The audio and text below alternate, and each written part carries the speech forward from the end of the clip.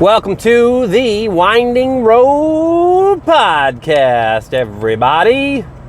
Thanks for tuning in here today. Spring, as of this recording, is, well, it's pretty much here. It's not officially spring yet, but sure feels like it. Got my air on. Crank her up to about 70, though. This is one of those days, honestly, where I'd roll down my window, but might make the audio not quite as crisp.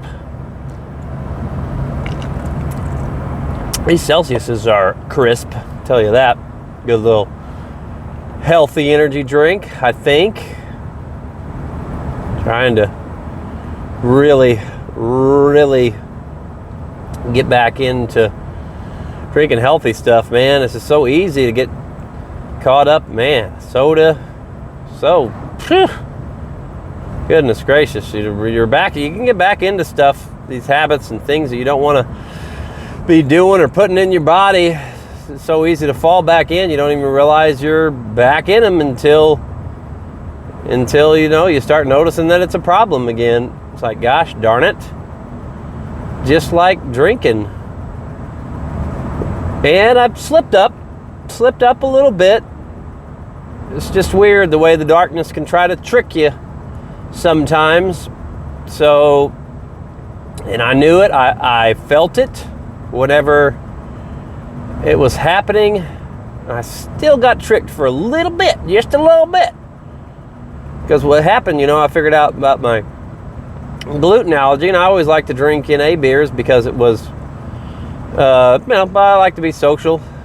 So I would always go out, I want to go out and get NA beers and stuff like that. Well, can't drink those anymore, and they don't hardly have any non-alcoholic beers that are gluten-free.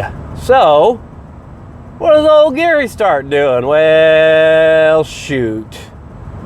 Started drinking the Angry Orchard gluten-free ciders, about 5% alcohol. Now, mind you, I never had more than 2 of them, but I'll be darned if I wasn't waking up the next day after doing only 2, feeling just tired, lethargic, not wanting to do anything, That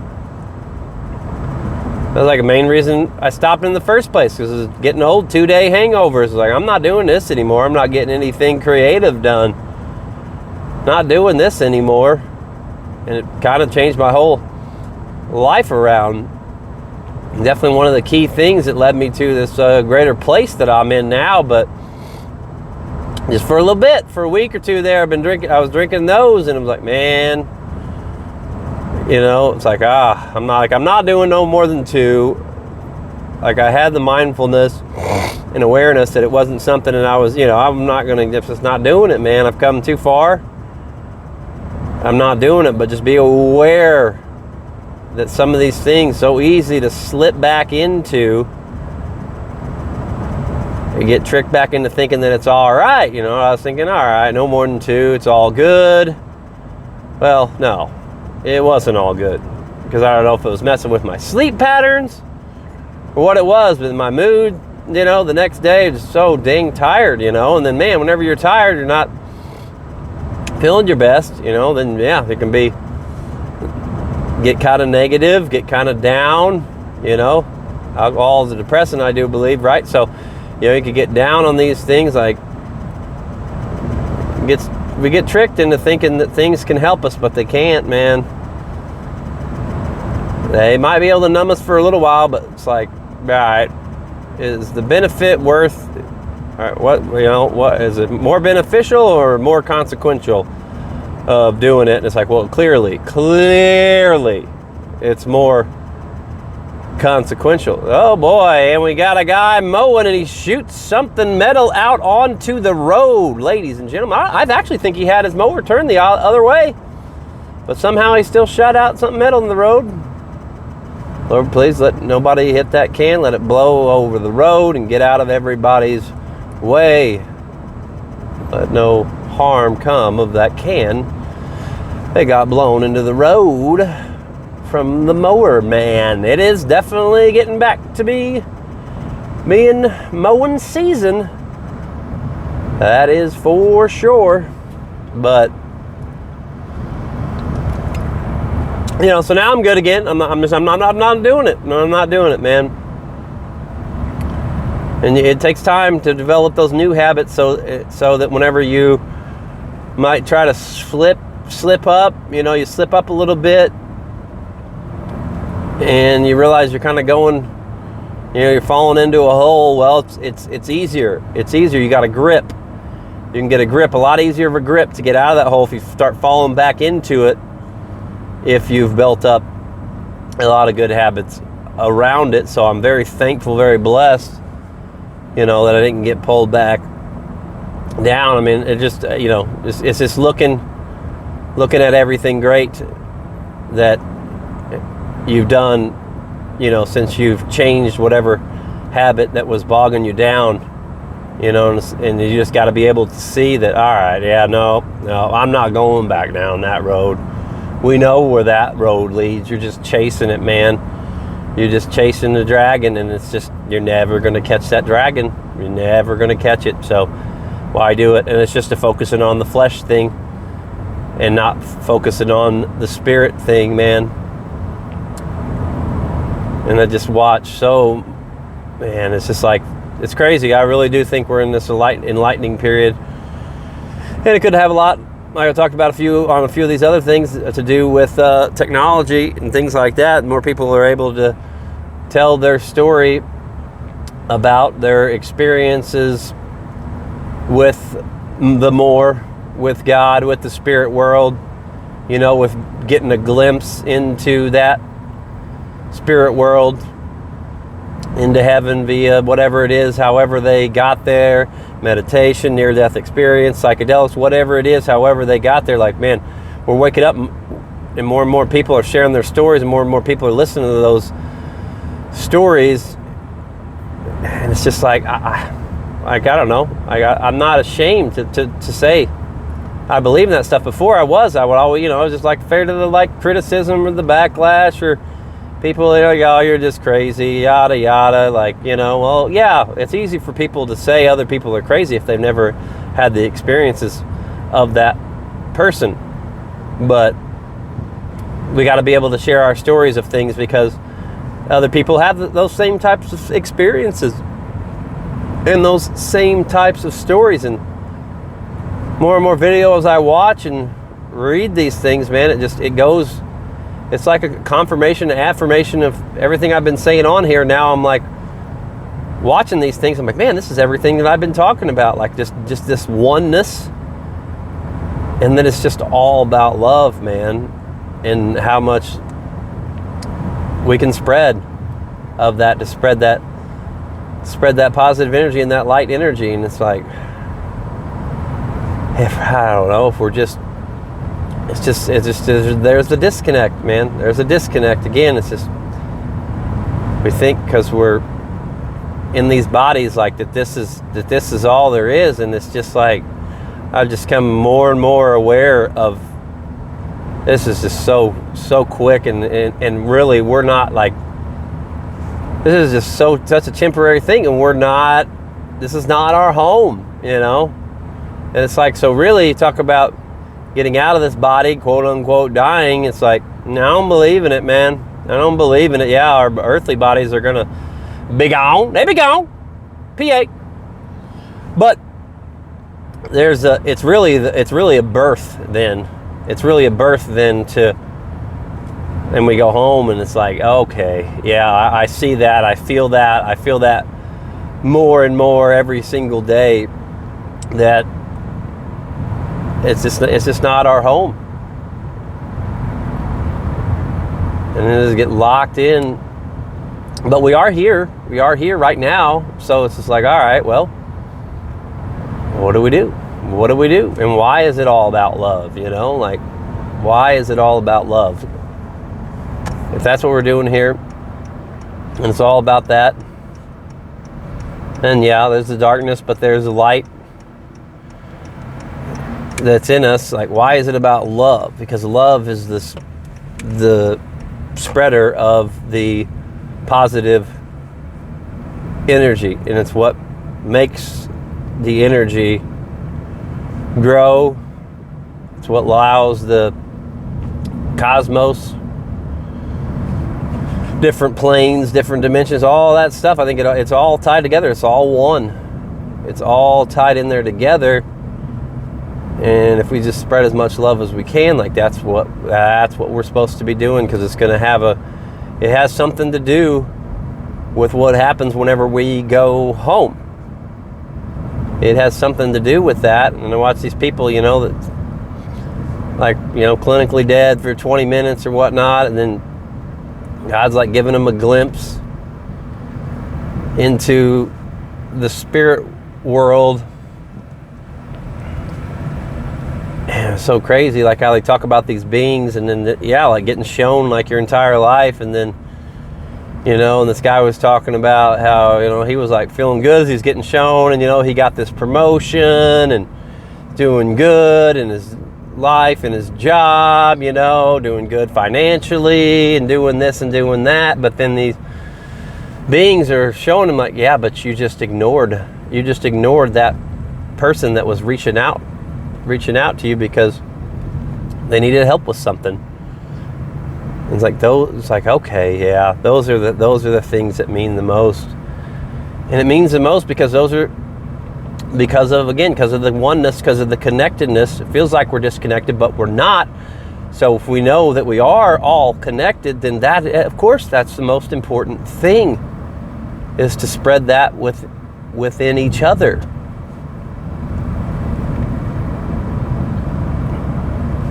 And I'm getting a lot better about